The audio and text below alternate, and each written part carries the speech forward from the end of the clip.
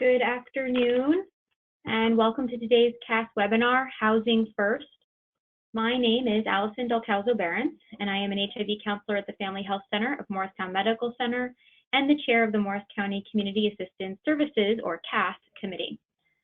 HUD defines Housing First as an approach to quickly and successfully connect individuals and families experiencing homelessness to permanent housing without preconditions and barriers to entry. Using this model, communities have been highly effective in ending homelessness, particularly for people experiencing chronic homelessness. In this webinar, learn more about the Housing First approach, its outcomes in other communities, and how your program and its participants can benefit from it. Before we start, there are a few housekeeping items I would like to review. The first is that this webinar is being recorded and will be uploaded to the CAS YouTube channel. The second is that comments and questions are welcome. You can enter them into the chat, or if you are connected to audio and you're not interrupting the presentation, you are invited to make comments or ask questions through the audio. Please just remember that we are recording. And also, if you could mute yourself when you are not speaking, that would be also really helpful to cut down on background noise. I would now like to introduce today's presenter. Nadine Azari is an associate with Monarch Housing Associates and is the Morris County Continuum of Care consultant. She has been working with our CAS since January, I believe, to provide support, education, and technical assistance. Thank you for being here today, Nadine. No problem. I'm really happy that you asked me to do this. I think this is a really important concept that I don't think a lot of people know about, or they don't really know what it looks like in application or how it looks in a whole system. So I think that's really what I'm going to delve into today. I'm going to try to present my screen, but I know that I don't think I have a mouse when I do that with GoToMeeting, so I might go back and forth between the slide and this, if that's okay. So Allison gave a really good overview.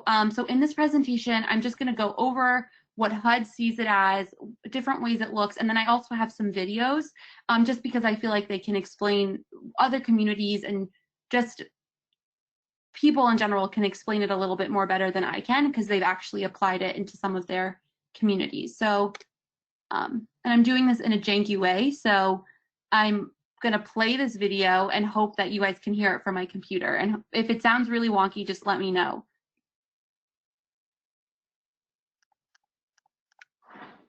But he's gone. He's gone.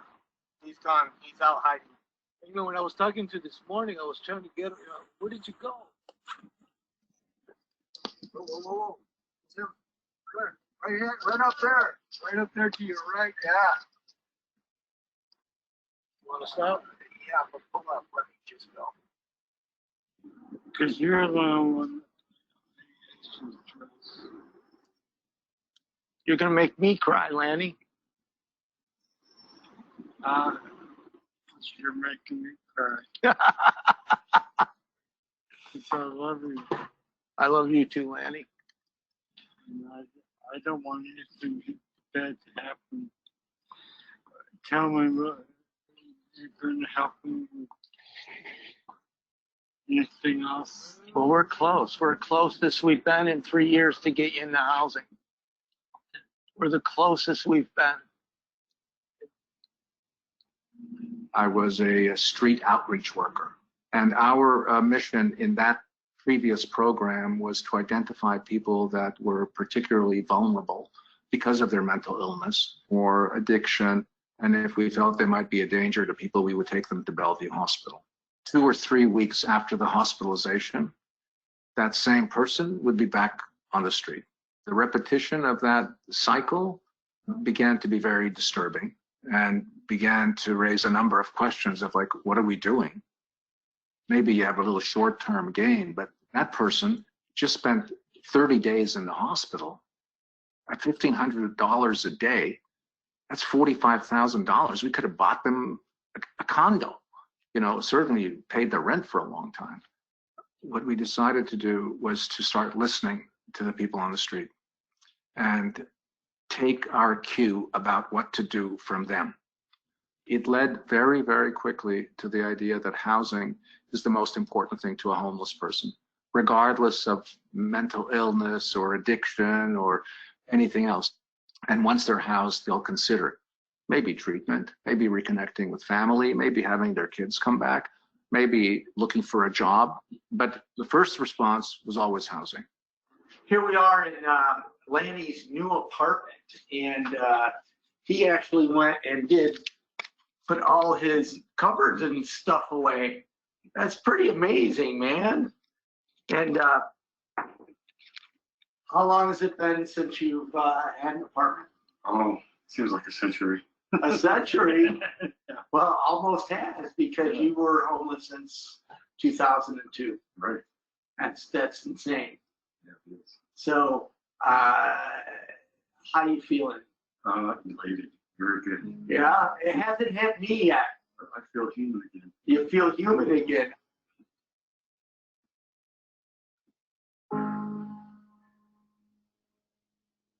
How did getting a set of keys make you feel different? That I was finally home. That I was finally in a place where I can start focusing on bettering myself.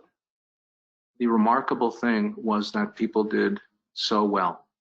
People once housed began to have a life, even though they still suffered with addiction and mental illness. People have a functional ability that is quite separate from their diagnosis, it turns out. You can believe that the government is after you, or that there are people flying in from outer space and they're going to, take over the planet. And leaving all that aside, you can still go, get a ham and cheese sandwich and some French fries and have a meal, or go shopping and all of that. They are like two hands doing independent things.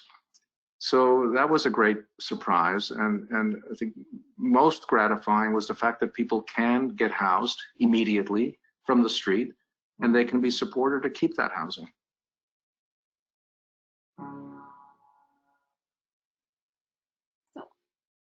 I thought that was a really good introduction to Housing First. And I do think that just specifically with this presentation and all things that we do, there's a space for people with lived experience to be involved in the conversation. So I do wish that I had more of that included in this presentation. So I just wanted to make that comment. So now we can move on. So this is the history of Housing First. So before I go into what's written here, in the late 80s, there was someone in California, I believe her name was Tanya Tull, and she was doing something that was Housing First. She was housing families right away into housing, and we actually have a name for it now. I was going to do trivia, like it would be so fun if you guys could write in the chat box, but I feel like it's too much, so I'll just tell you. So Tanya Tull really came up with the idea of rapid rehousing. I don't think that this is where the origin of Housing First started, so that's why I started it in 1990s. So Dr. Sam, who you just saw in the last video, he developed the idea of Housing First. In New York City, I think he worked for a nonprofit, and he realized that when he would house people who were dealing with addiction, dealing with other mental issues, right when he would house them, they would see results. So he started doing lots of research, and it didn't really pick up that much speed, but in 2000, George Bush was elected president, and George Bush appointed Philip Mangano in 2002 to lead usage.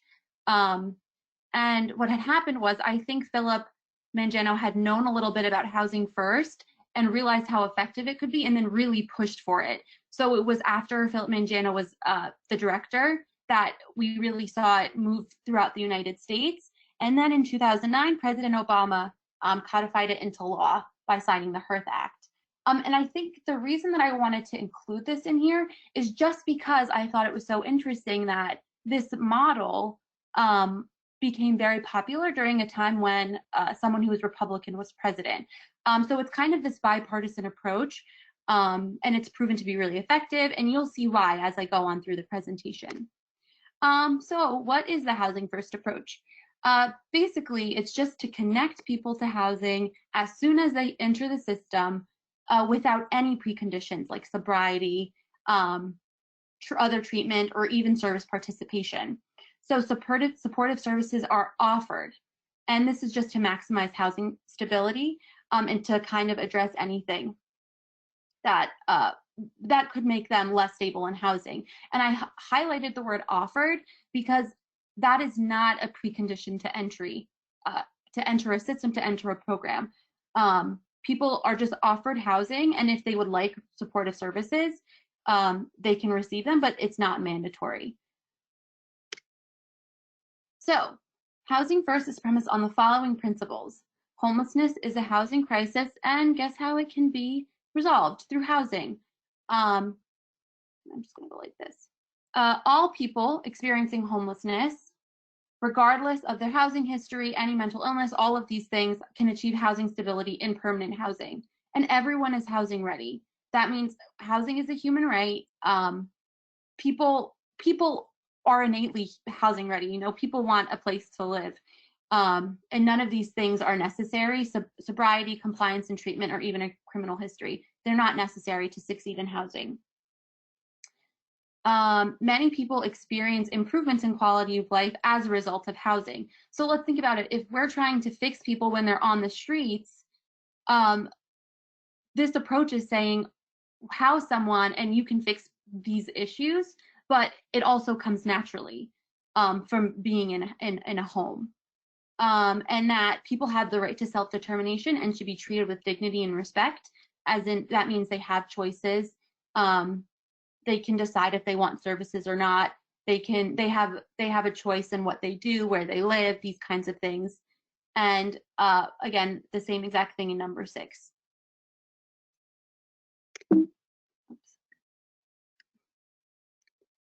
Oh my God, sorry guys. What am I doing? All right, I'm just gonna play it. Okay, so when it originally started, it began as a reaction against the view that people need to earn their way into permanent affordable housing. So that means you know what I'm gonna do? Sorry, everyone. That is a bit better.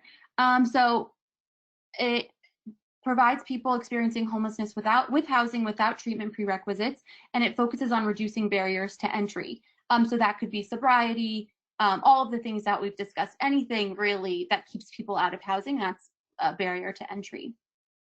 So now what it's really become is just an approach for delivering permanent supportive housing. And I will say that also includes rapid rehousing. I don't want to just say this is specifically for chronically homeless people, and I'll talk about that more. Let's move on. So these are the 8 core principles.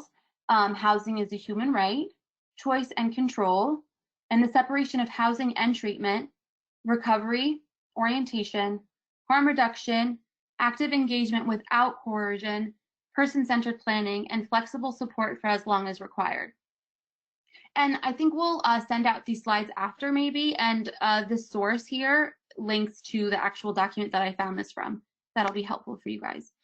So traditionally, I think just from how the homeless service field started, people are used to using what is called the staircase model. So it kind of prepares people to be ready and stable in permanent housing. But what the Housing First model does is it completely scratches that and says, when you are homeless, the one thing that you need the most is housing. So we'll get you housed, and then we'll work on all of these other things that are making it harder for you to be housed.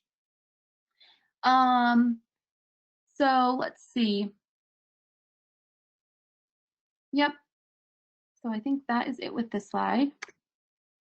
And like I said before, Housing First is not just for permanent supportive housing, and it's not even just for programs. It's actually a whole system orientation and response. So when we kind of say Housing First is a program, what it does is it makes it seem like different agencies can have different means of ending homelessness or ending homelessness among the chronically homeless. But what this is saying is that this is a system-wide approach, and it's not going to work if one agency or another doesn't come on board, and it will be a failure, and that makes lots of sense. So let's see, it says housing first is a whole system orientation, and in some cases, a system reorientation. And it's about changing the DNA of how a community responds to homelessness. This change enables the community as a whole to make occurrences of homelessness rare and brief, help people who experience homelessness obtain permanent housing quickly, and help people access the care and support needed to maintain their housing and achieve a better quality of life. Okay. So again, it's not possible. You cannot be a housing first community and have one program that does not follow the housing first model. It really requires your whole system, your homeless outreach, your emergency shelters, your permanent supportive housing, your coordinated entry, your case management, all of these things to follow this approach. And again, it's like the second paragraph says, it's not enough for these programs to exist. They need to work as part of a whole system to help people achieve these aims. And then I think the last paragraph I just included so that we know how as a community and how as a COC, this is something we can look for. So this is just an example of how housing first is not just for permanent supportive housing. So the 5 keys to an effective emergency shelter is a housing first approach. So can access shelter without prerequisites, make services voluntary, and assist people to access permanent housing options as soon as possible. And then even the third box, it says immediate and low barrier access. So this is just another, I just wanted to show you all that housing first is more than just for a permanent supportive housing program.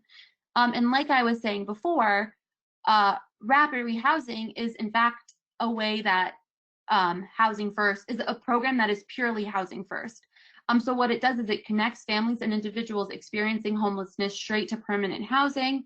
It provides a tailored package of assistance, and it resolves immediate challenges and barriers to housing. And I think it's important that to note that this is an important component of a community's response to homelessness. And then this is just kind of saying that a little bit more. I don't think I want to go over anything here. So what I wanted to do now, I wanted to show you some examples of what other communities are doing, and maybe have a conversation or just bring up some points that I found interesting. So we're just going to watch these and then maybe have a quick conversation about it, or I'll just point out what I thought was interesting. Seen how visible and troublesome Portland's homeless problem is. With all the government is doing, why though isn't the situation getting much better? Yeah, can Portland learn from other cities who've had success? Well, Tim Becker went all the way to Salt Lake City, where the number of chronic homeless has been reduced by a whopping 90%.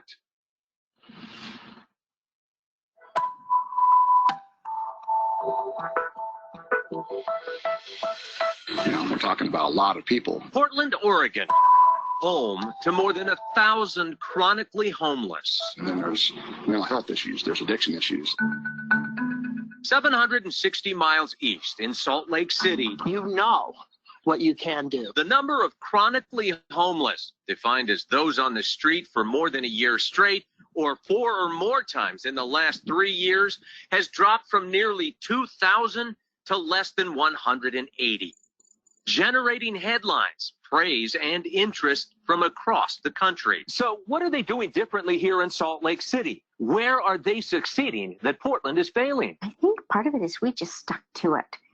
This isn't a sprint. This is a marathon. Community Services Director Tamara Kohler tells me when Utah rolled out its initiative called Housing First in 2004, city, county, and state agencies all bought in and stayed in. In some areas, they would try it and say, hey, it didn't work. Well, this doesn't work the first time, doesn't work the second time. You have to perfect it, but you have to be committed to it and keep doing it. Portland introduced a 10-year plan to end homelessness at the same time as Salt Lake City with a similar goal. But lack of cohesion between agencies created a noticeably different outcome. While camps of cardboard, tents, and tarps are popping up here like mushrooms in a rainforest, it's visibly different in downtown Salt Lake City, where you're hard-pressed to find blatant displays of illegal camping. This former hotel is now home to more than 200 kids and adults. Once chronically homeless, they now have permanent, desirable, and clean homes, costing 30% of income or up to $50 a month, whichever is greater. Salt Lake City has almost 2,000 beds in places like this. Salt Lake doesn't have a bigger chunk of money necessarily than Portland. In fact, you probably look at it and Portland has more. But what we had, I think, is a singular commitment from all of the service providers. Kohler is quick to point out that they are still far from solving the full homeless problem here in Salt Lake City, but she says at least they're headed in the right direction. We're full here every night. We don't have empty beds in this shelter. Matt Minkovich, So what are we going to do about this? runs the biggest shelter system in Utah, where they have over 500 more beds than Portland. He'll be the first to tell you they still have a homeless issue. We have the same issues that you have in Portland with respect to heroin usage and street drugs, criminal activity. But he also says agencies there all agree it is less expensive to house the most vulnerable than leave them on the street, where service costs annually run $30,000 to $50,000 a person. I think that the people of Portland, the people of Salt Lake City, the people of New York City and LA all value having people off of the streets, all value having the poor's suffering alleviated. For me, it allows me to be my own self. 24-year-old resident Alex says that humanized and individual outreach is a huge part of what makes Salt Lake's model successful, one that puts attainable housing above all else. The homeless population needs kind of a human trust and interaction with outreach to actually make some inroads to move them into housing or even into shelter. And really hard when you keep herding them from one area to another. Which now seems to be Portland's immediate answer to a problem that is begging for long-term effective solutions, like those they've been passionately pursuing in Salt Lake City for more than a decade. But are we going to day in, day out, live up to making those things work? In Salt Lake City, Tim Becker, KOIN 6 News. So that was one example, and that's in Salt Lake City, Utah, which I think has gotten a lot of press coverage on how they ended or significantly reduced chronic homelessness.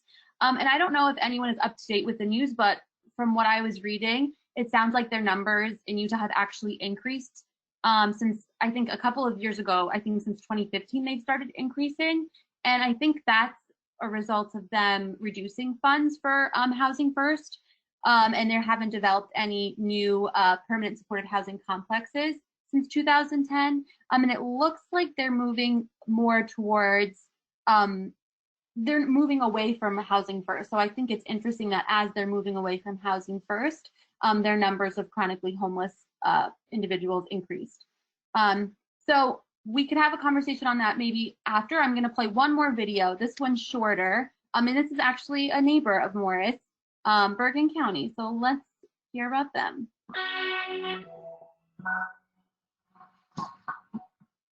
One of the wealthiest counties in the state declares it no longer has chronic homelessness.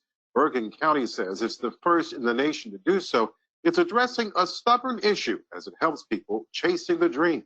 Aaron Delmore has the story. In Bergen County, a first in the nation. The community is being hailed by the Department of Housing and Urban Development for ending chronic homelessness. We triaged our by name list, one person at a time, until we had no one left on that list. And then we started a new list so that we could house people before anyone could age into chronic homelessness again. It's the term the U.S. government uses to describe long-term homelessness among people with disabilities and other complex needs.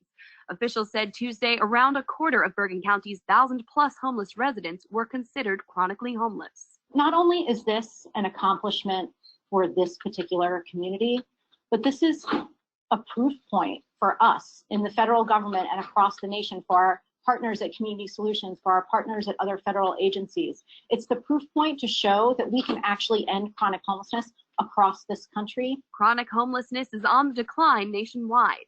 The current population is around 3/4 of what it was in 2010. But Bergen County, the site of the greatest gains, is also one of the wealthiest communities in the state, leading some to ask how its success can be replicated. So many cities across our country are struggling to end chronic homelessness, but people who need shelter the most cannot get into them because of alcohol or drugs or mental illness, because of behavioral challenges. We made sure that all of those people that before couldn't get into shelter, not only could get into shelter, but were prioritized for shelter and prioritized for housing. Several hundred people use this shelter over the course of a year. Advocates say consolidating resources saves taxpayer money. We eliminated all the temporary substandard shelters and consolidated into this beautiful building that offers shelter, nourishment, health and human services, and access to permanent housing to anyone that needs it.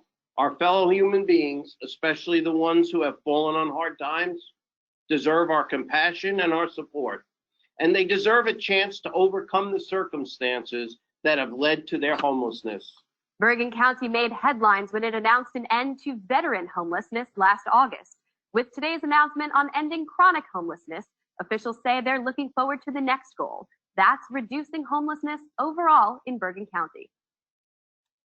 I hope you guys can't hear my laptop overheating.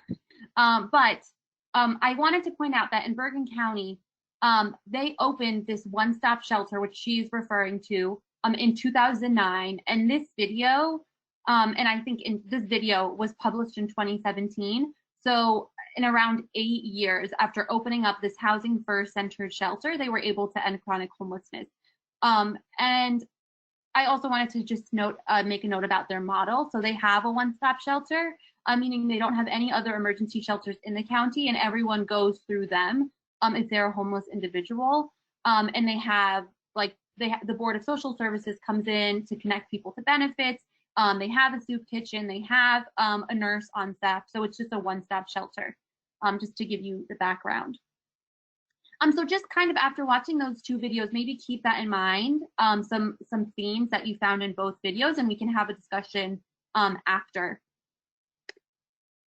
So the next thing I wanted to focus on are the cost savings of Housing First.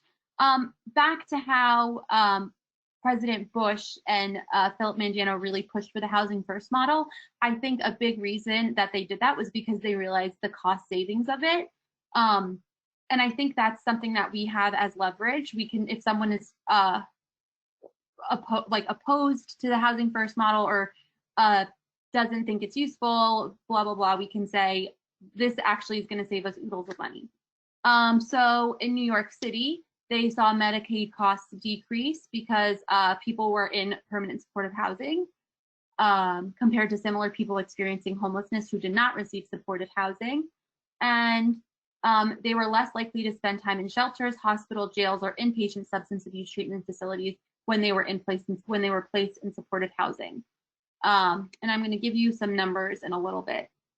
So in Seattle, sobering center admissions were reduced by 87%, and average total cost reduced more than 75% after 1 year, and that was including a reduction in Medicaid costs.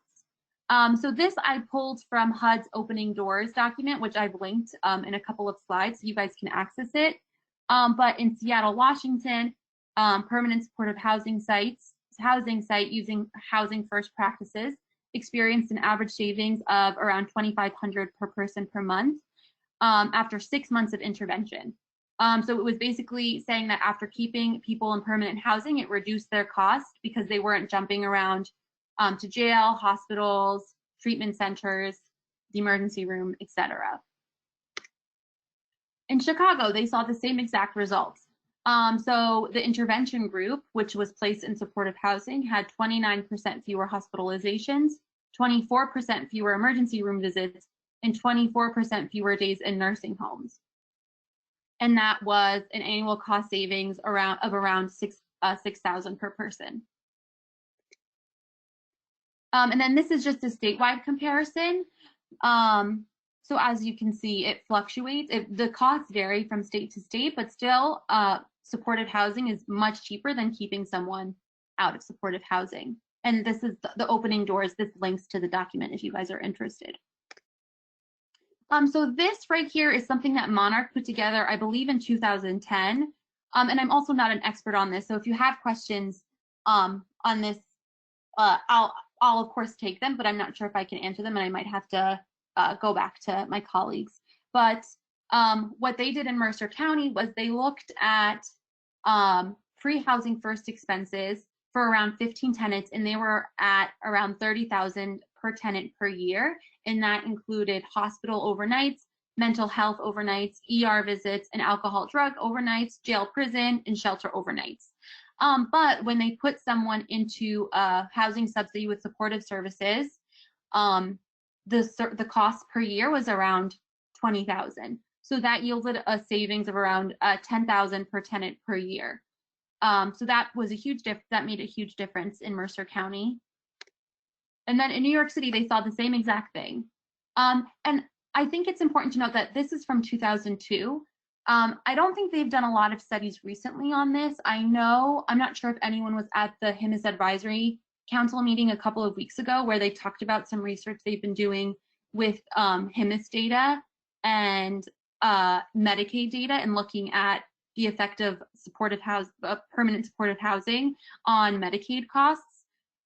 From that research, so they were specifically looking at Medicaid costs, so nothing else. From that research, it didn't look like they saved a lot from Medicaid. And interestingly, pharmacy costs went up as someone entered permanent supportive housing.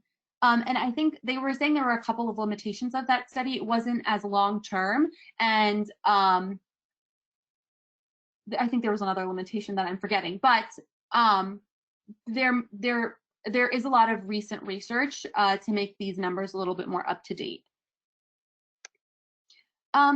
So this is the Housing First checklist that Usage has that I think is really helpful for the COC and for a project, just to make sure that you're following a Housing First model. I don't know. I think so. This is my last slide. And I just wanted to read this quote before we open it up for questions and maybe a discussion. So Pathways Housing First, that is the nonprofit that Dr. Sam Sembersis founded, where he first used the Housing First model, is neither a housing-only approach, nor does it offer worker knows best services coupled with immediate housing. It is a successful, rigorously documented, systematic approach to serving homeless people with substance use and mental health disorders. We hope it will also begin to change the standard training that will make it hard for many social service professionals to give up coercive control, no matter how artfully it may be disguised, and support the choices of the people with whom they work. So I just wanted to end it with that quote, just because I think it's really important that we as social service professionals know that that this is something that is possible. We might have coercive control, and we just have to think of how we can work around that and better ourselves. And I think, I don't know if I displayed it clearly, but if we move towards a housing first approach, it's going to save money. So of course it's the morally right thing to do, but it's also going to save us money in the long term. And so I think that's really important to note. And that is all I have.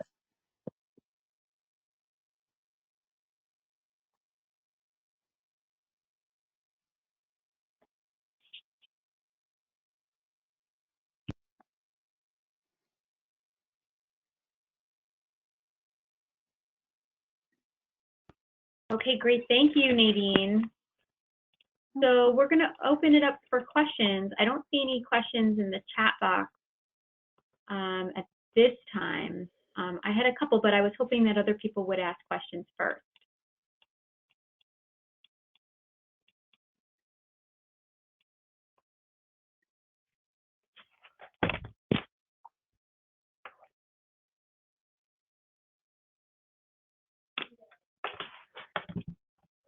So I found it to be a really good presentation, a lot of interesting information. I had a question early on, but I think that you have answered the question. and I was just, I don't know, maybe somebody has some insight as to, why it happened. So my question was, at the beginning, there was a slide where you were talking about the original design of the Housing First plan was for people who had mental illness, who were experiencing frequent stays in psychiatric hospitals. And my question was, does housing those people cut down on the frequency, or does it eventually cause problems if they go in and out? And what I mean is, like, if they have an apartment, for instance, and they have to be hospitalized frequently, so they're like not always in the apartment, does that then cause problems with the housing? And I mean, I think that you a little bit answered it down the road when, in the more recent slides where you're talking about that it does cut down on costs overall and that people spend less time in institutional settings. But I guess I was still wondering, does it cause problems for people who do wind up still cycling in and out of institutions? Does it ever cause problems with the housing? When you say cause problems, do you mean like increased costs, or like frequent evictions, or like, I guess one of the questions is if somebody is cycling in and out of an institution, for instance, and we know that sometimes those periods of time that they're spending those time in institutions can be lengthy, and even if it's nursing care, right? So like sometimes people have to go into nursing care for whatever reason, and sometimes they could be in nursing care for 2 or 3 months, and then who's handling things with their housing while they're not home? And then are they coming back and having to be evicted when they come back? Yeah, that's a really good question. So I think that's a good point. So even when you have someone, they're still going to need to go to the emergency room. They might need to go to an institution, all of these kinds of things. So the costs don't necessarily go away, but they significantly decrease. And if you think about it, when they're homeless and they're hopping from one institution to another just to have a roof over their head, the costs really, when they're combined, they're very large. It's a lot of money. So I think what's happening is if someone is in permanent supportive housing and they're receiving the wraparound services, they're most likely not going to get evicted. They're going to have a case manager that's overseeing these things. It's not like we put people in housing and then, especially people who are chronically ill, they have substance abuse issues, all of these things. We don't put them in housing and then say good luck. Like, this was the answer that Nadine taught in the Housing First webinar. There's wraparound services that come with it. So they're basically, it's a guarantee, they're set up to succeed.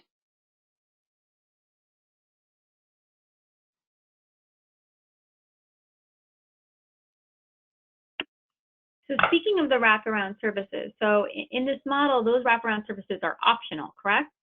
They are optional, yep.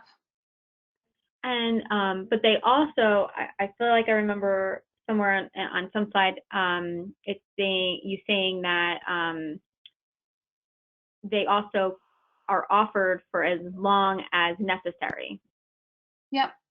So what does that look like in like a permanent supportive housing program? Like, do all permanent housing programs have that feature? Yeah, so they should have that feature. So when you receive HUD money, besides rapid rehousing dollars, you are not being compliant with Housing First if you are requiring case management for those services. And that's not to say that you shouldn't do it as an agency. And I swear I'm not going to tell if you're not doing it, because we know as providers that people are going to succeed when they have access to support services. And I think that's like kind of a loop, like a gap in HUD in Housing First, because a lot of people will say, we know, and even though it's bad to say we know what's best, but we know that people are going to succeed when we offer these wraparound services. So I would say it's a gray area. And I'm sure people who have permanent supportive housing programs can probably talk to it a lot more than me. But it's a problem that HUD hasn't addressed.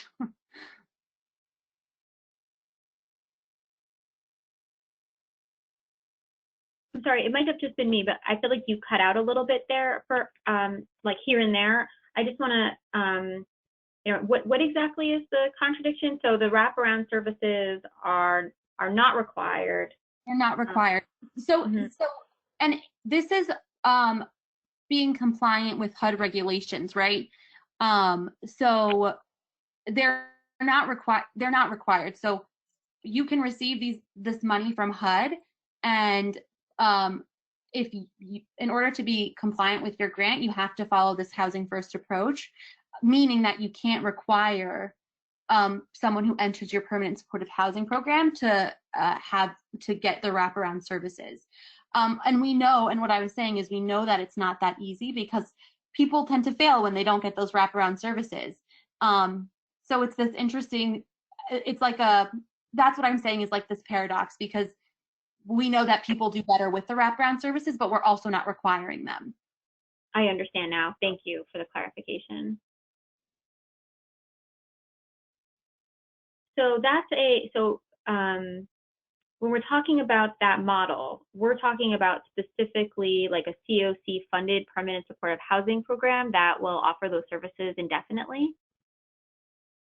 Yep. Yeah, so what the model as in permanent supportive housing model, what model are you talking about? I guess that's my question is, I know that there's a lot of different kinds of funded housing programs through different mechanisms. But like if we're talking about a housing first approach, we're talking about it as a system-wide approach. And so if we're looking at it that way, then I guess we have to be thinking about all the different types of programs that we have access to, whether they're funded through the COC or ESG or, you know, like HOPWA, right? So like all the different, or like emergency shelter programs, right, too, like through ESG.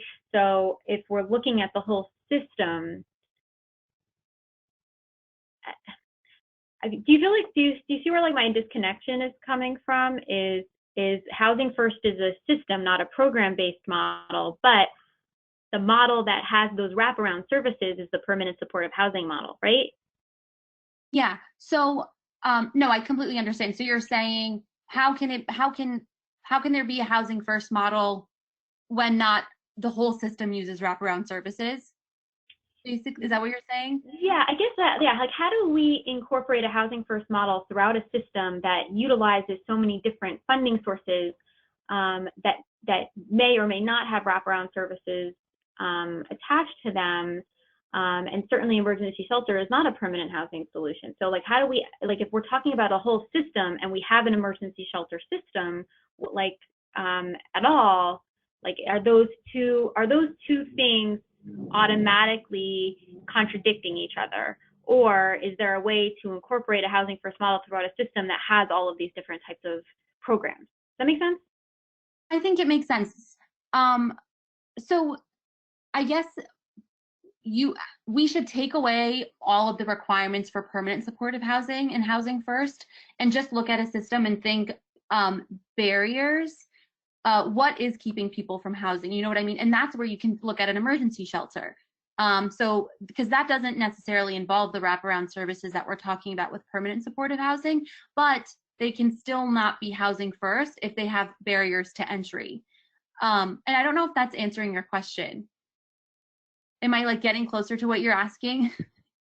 So let me like repeat back to you what I heard. That the way of incorporating a Housing First model throughout a system that has lots of different types of programs, including emergency shelter, is to do our best to remove barriers from those other services. Exactly. So even when you look at coordinated entry, so in the communities that I work with and like handle their coordinated entry, they're calling people housing ready if they have a whole bunch of documents and if they have a verification of disability and if they have income and if they have that. So from a coordinated entry perspective, that's not housing first. Do you know what I mean? People are always housing ready. For a HUD voucher, you only need a form of ID, and if it's permanent supportive housing, you would need the verification of disability. So even coordinated entry can have barriers to getting people housed. So we could call a coordinated entry system that requires people to have this, and this, a system that doesn't have a housing first approach. So you can really apply it to anything.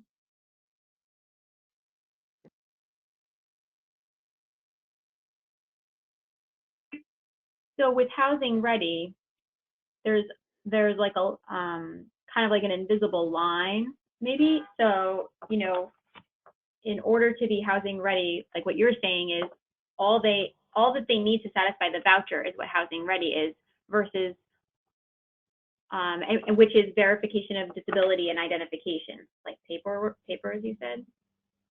Mm-hmm. Okay, so after that, anything on top of that is extra stuff that is a barrier, right? Is that what you're saying? Exactly. That's exactly what I'm saying. So like we kind of make, and I don't know how it happens, if it's like a culture shift or someone says it's the right thing and then everyone follows it, but we kind of make ourselves these barriers and then follow them when they're actually not what HUD requires, or you know, which is something that we've put into place that's wrong, that keeps people out of housing.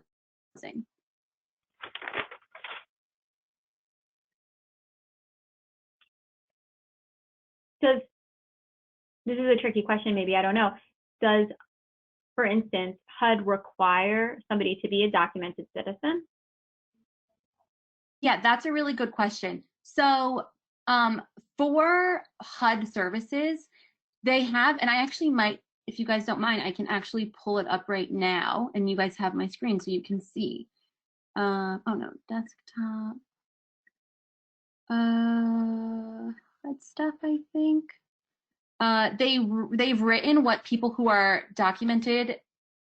Here, I'm going to find it before I explain it. But I don't know where I put it. I guess that's the problem. Oh, there we go. Oh my gosh, that's so embarrassing. It's right there. So this is from HUD. So for ESG and COC funds, people who are undocumented are still eligible for street outreach, emergency shelter, safe haven, and rapid rehousing. So if there's someone who's chronically homeless and needs permanent supportive housing and they're undocumented, unfortunately, HUD programs like this COC money cannot go to towards that person, but for rapid rehousing it can. So I guess that in itself is definitely a barrier, but that's just the law from like the federal funds. Did that answer your question, Allison? And I can send you this document too. Yeah, that's super interesting. So for instance, I'm sorry, can you go back to it for a second? Oh, of course. So for instance, if an emergency shelter has somebody come and that person is undocumented, there's nothing that is in the HUD regs that says that they can't receive emergency shelter. Exactly.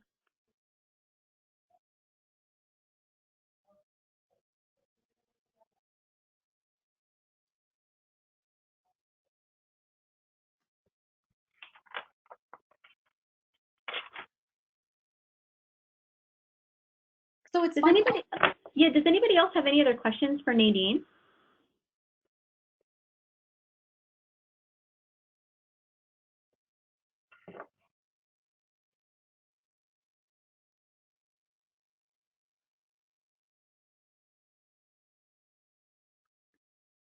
So, I mean, I don't have any other questions. I think this is a really good presentation, Nadine. I appreciate it. It really helped to explain it very simply. That first video, to me, what really got me was the "I feel human again" comment that the consumer, or what a person with lived experience had said, and I think that is really the point of, you know, what we all strive to do every day is try to see the humanity in the people that we serve and help them to find that humanity in themselves. And so I thank you for that. I think that was a very good, poignant way to start the presentation. No problem. So if nobody has any other questions for Nadine or comments or anything to share, I think that we can go ahead and end the presentation. Thank you so much for joining us today, Nadine, and walking us through this. No problem. And thank you, everybody, for joining us today. Have a great rest of your day.